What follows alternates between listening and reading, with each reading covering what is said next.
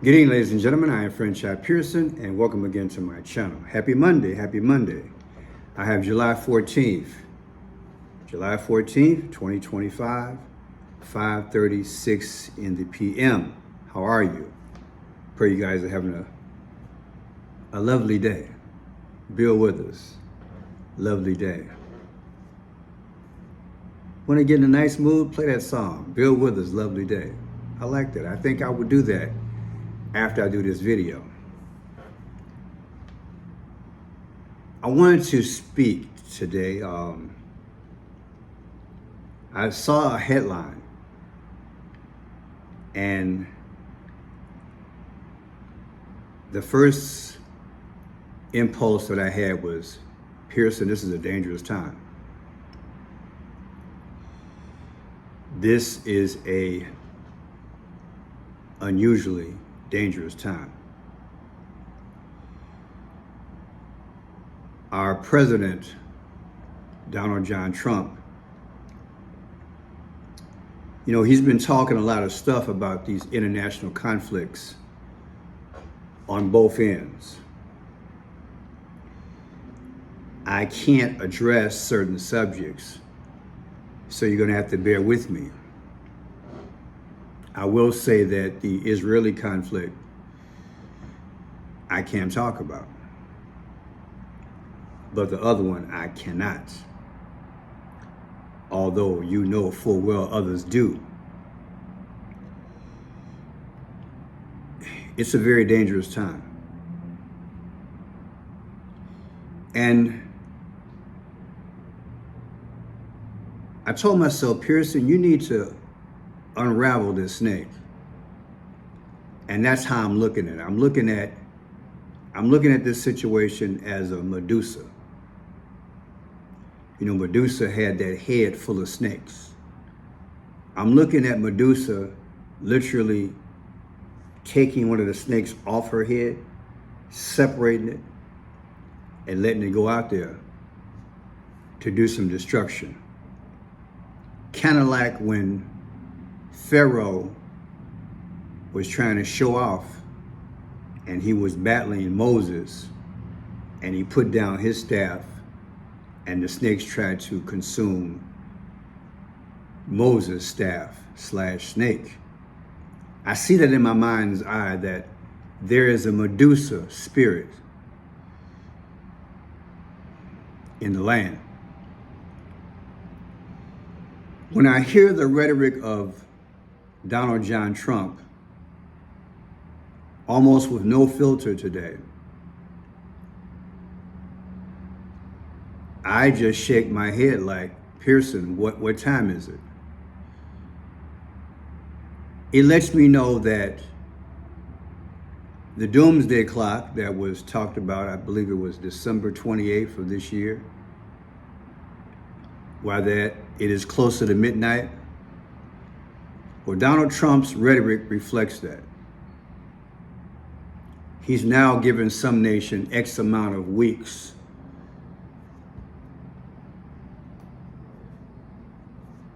You know what that is, right? 1, 2, 3, 4.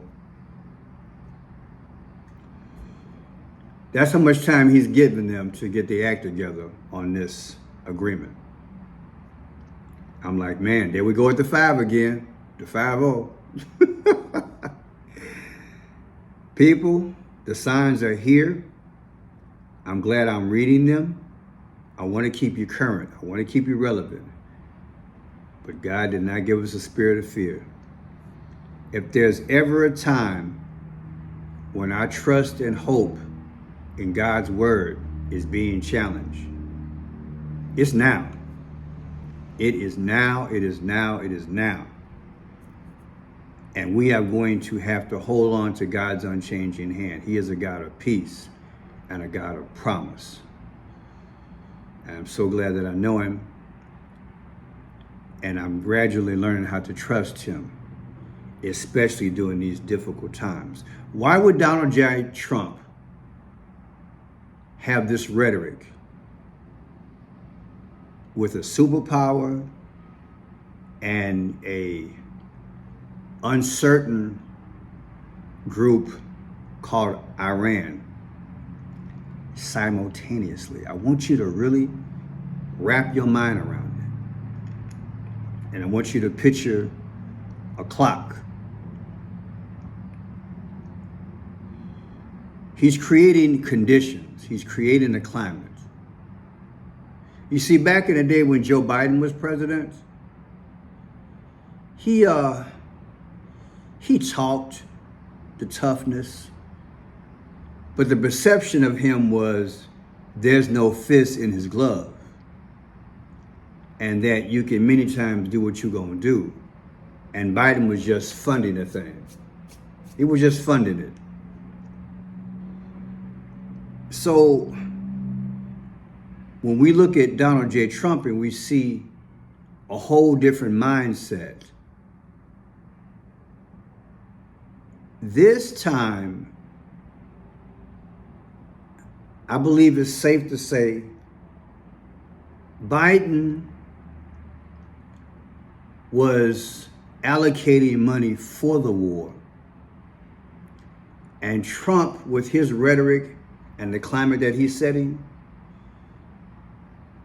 he's providing arms to go to war. And I believe there's a stark difference. Because what I hear from Trump is, this is what I'm doing. And I'm giving you X amount of time to get it together. My chest is poked out. When I saw the assembly today at the White House with the NATO leader and Trump, and the NATO leader was talking all that, we're the greatest army and biggest army and the strongest army and there's no one better. I'm listening to him like, who you trying to sell, man? This ain't the 60s. The United States is not punking anybody out. I'm just keeping it real. We're not punking anybody out. We don't have that global impact like we used to. And it makes no difference to many people overseas or whatever. Whatever he say, it doesn't matter to them. What matters is that who's going to strike first. I'm going to keep it real. This is the climate that I think we're in. So I went and did the geometric calculator because I'm like, I feel the climate that we're in. It's not about who's the tough guy.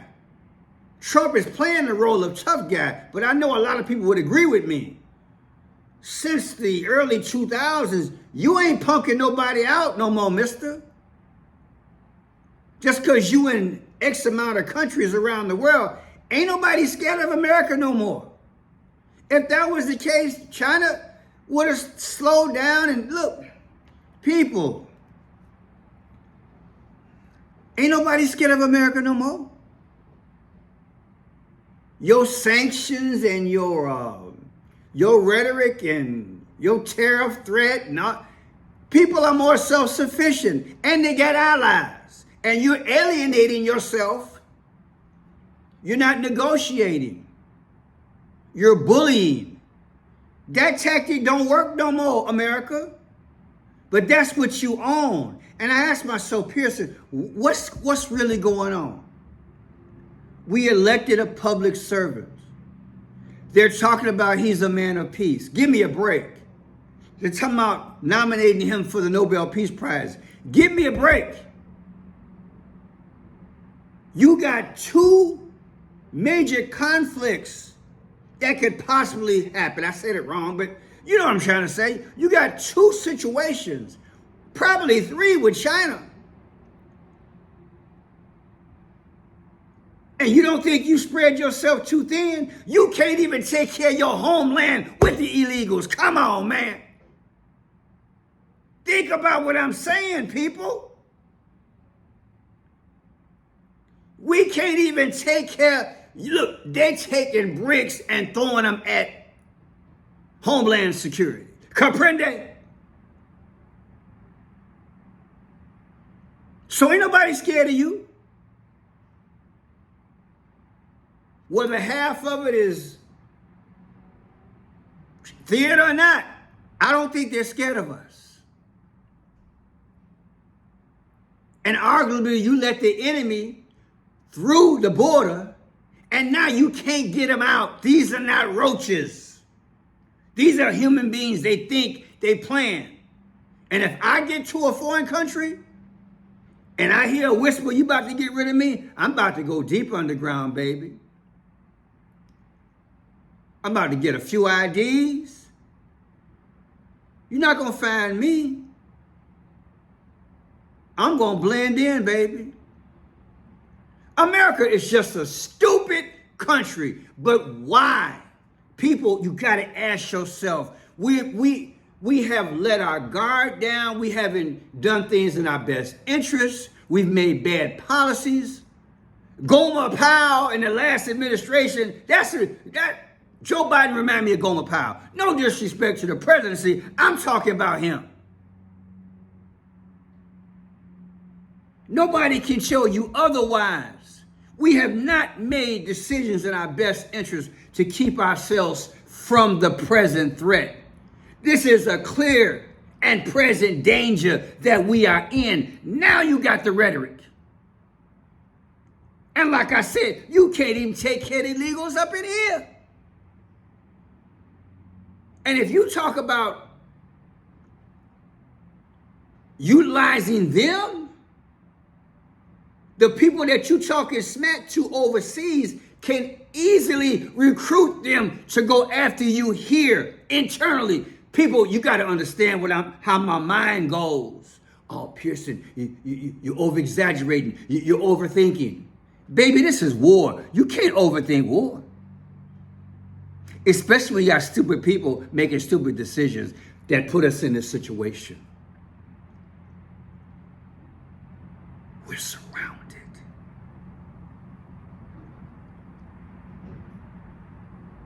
What if it was done on purpose? What if the situation that we find ourselves in the home front and now abroad, all of it's done on purpose? I have felt that way for a long time. That we have been infiltrated and the thinking is not in America's favor. So I went to the geometry calculator. I put in the date. I put in the person who Trump was talking smack to today. And it came out to 9 months and 7 days. I just took the person's name. I took their birthday. And I subtracted it from the day. And it gave me 9/7. The 97th day of the year is 47. I'm like, yeah, there you go. Yeah. Then I went and I put in that day. Well, I'll give you this date. February 28th of 2025. Remember, some foreign leader was here in the White House and he got into it verbally with JD and Trump. And he said, you got nice shores, but at some point you're going to feel it. You don't feel it now, but at some point you will feel it. Remember that guy? His first name started with a Z. I put in that date versus today's date, and it gave me 19 weeks and 4 days, 19/4. The 194th day of the year is July 13th. July 13th is when Trump, they say they got hit in the ear. That means unalived. So between the unalived and the 97, which is 47, it's all set up. So it brought me back to Matthew 24. In the last days, you will hear about wars and rumors of wars in diverse places. Then I thought about Jesus, the Prince of Peace. And I felt that he guided me. He guided me through this manufactured storm. You see, because people, you cannot convince me that somebody who is at a high astute level as Donald J. Trump, with the climate that we're in, would get to talking like this, knowing that internally you are compromised. I'm gonna say it again. No wise man would carry on like this, knowing that internally you're already compromised. And arguably you have two other situations going on. And you think you that bad that you're gonna be Muhammad Ali, Joe Frazier, Rocky Marciano, and Mike Tyson at the same time. No, those days over with. Ain't nobody scared of you. So why are you doing it? I go back to my first premise. It's a snake move. This is Medusa. She done cracked one of them snakes off her head and put it out there. And they causing all this hell. But I'm here to encourage you guys, because God gave me this gift and I can break this thing down and make it make sense. And I've watched geopolitics for over 40 years. I know a game when I see one. I know a game when it's manufactured. And I know when the referee was told to sit his butt down. This is that moment. They want us in global conflict. So when it's all said and done, they can pick up that phoenix bird, dust it off, reshape it, and now you got your golden age. That's the end game. It's a cruel game. 99% of the world is going to say, what happened? What hit us? All we want to do is work, love our neighbors, love our wives, raise our children, and live in peace. Our leaders are not on board with that.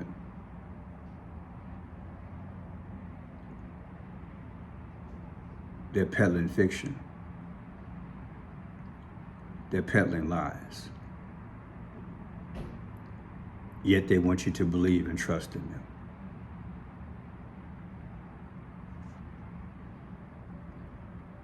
You keep trusting Jesus. That's all I know, people. And I think that's where God wants us to be. He's allowing it. We just got to go in the right direction as hell and the storm clouds begin to form. And look to him as a trusted hope. He's gonna come. He's gonna come. Let's be ready. God bless.